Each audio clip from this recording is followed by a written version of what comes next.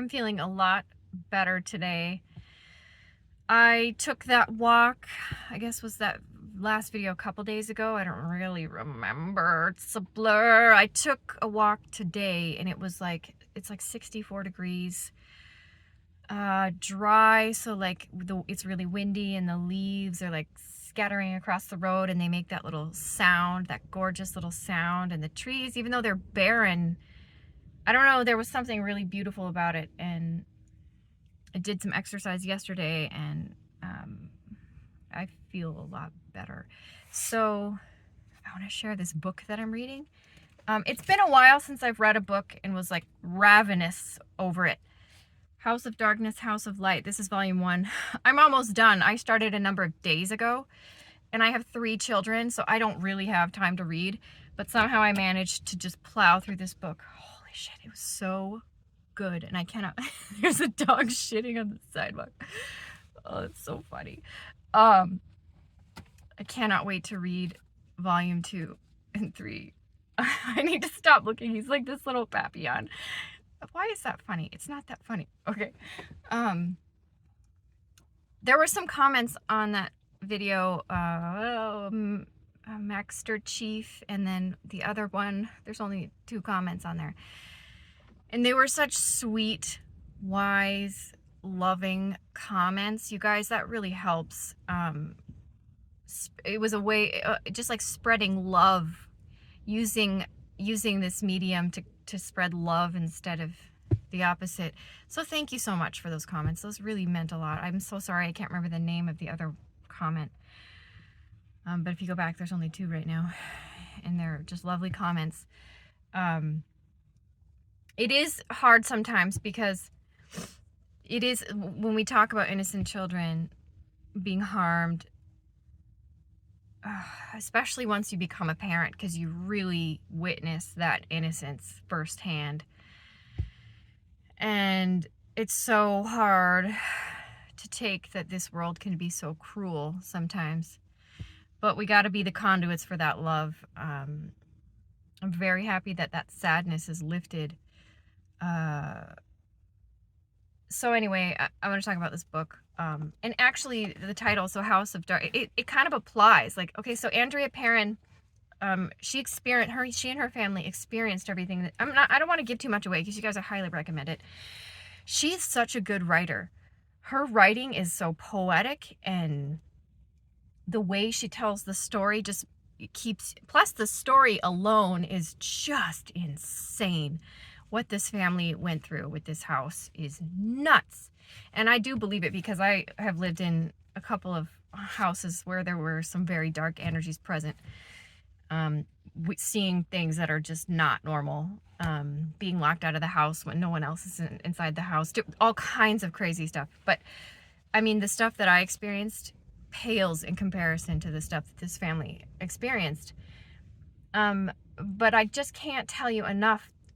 Andrea's writing is just so gorgeous, so gorgeous. So it's one of those books where I just cannot stop reading it. And it's really nice because it's been a long time since I've had a book that I have, like, you know, a lot of the time I have to force myself, okay, you have to finish this because you started it. A lot of books I'll read part of the way through and then don't finish.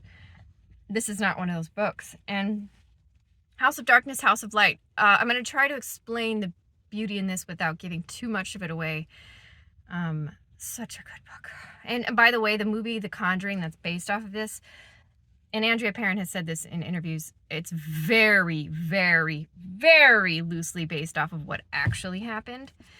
You know how movies do that. They Hollywood that shit up and completely twist the story from what actually happened.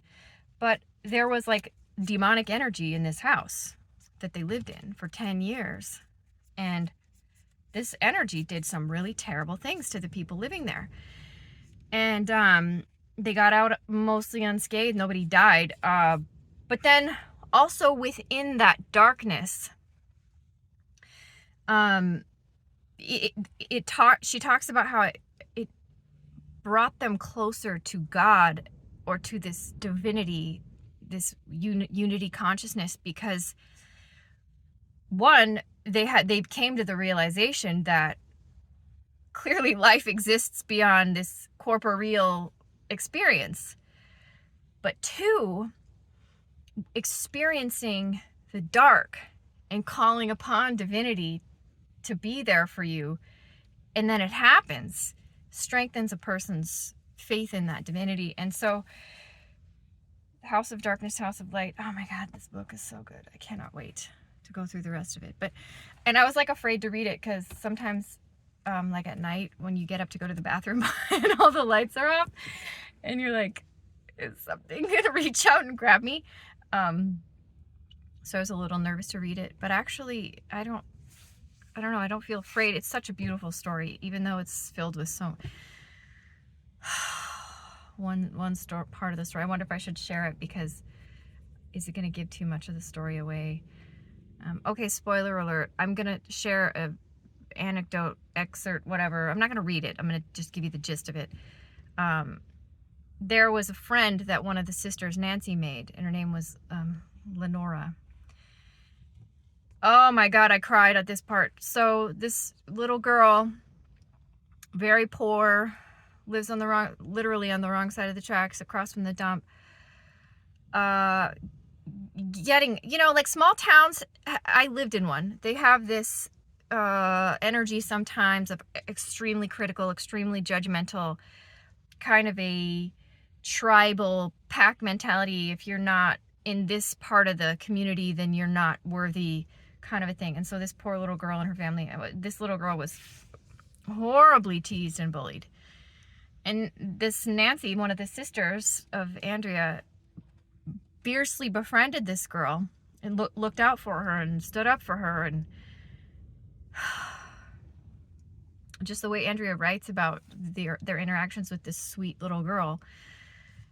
And then she had 4 brothers. They ended up dying in a house fire, just the kids, 2 weeks before Christmas. And just the way she tells the story, I mean, like, again, just the way that we live in this world where there's so much darkness juxtaposed with so much light, that it's like this beautiful soul, this Nancy, this little girl who fiercely wanted to protect and defend this other person and loved her, and then just to have her die in such a tragic way. It's a crazy ride, this human experience. It's pretty intense. So yeah, it's a lot of feelings going on. I want to read Alex Jones's book, actually. I'm sorry, you guys, I'm just telling you, I watched him on Russell Brand's show today. There was part 1. And I have to tell you, I feel a little bad because I came in with some preconceived judgments about him. And I think I was incorrect. I think that he's actually a pretty tuned in guy who really is genuinely connecting with something higher and really genuinely working to become a better person. And I didn't think that I would agree with him on stuff like I did. And so that was a really interesting little experience. A little bit of a humbling for me, and that's a good thing. I'm gonna order his book, The Great Awakening, and that's gonna be on my list. I have a whole list of some other ones I need to read. I'm gonna get through the 3 House of Darkness, House of Light books so fast, man. So then it'll be Elon Musk, the biography, and then it's gonna be Alex Jones's book. Yeah, man, I send as much love as I can to all of you through this strange device that I'm holding in my hand. And we're gonna be okay. We'll keep bringing in the love. We gotta stay strong. Sometimes, you know what? Sometimes it's okay to feel sad and know you're gonna get out of it. I have like this toolbox that I use now of different things that I've learned along the way. Generally, I'll just go down the list and try different things when I'm feeling sad, and generally I'll find one that works. And it was the nature walk that really got me back on track. But anyway, have an awesome day. Okay, bye-bye.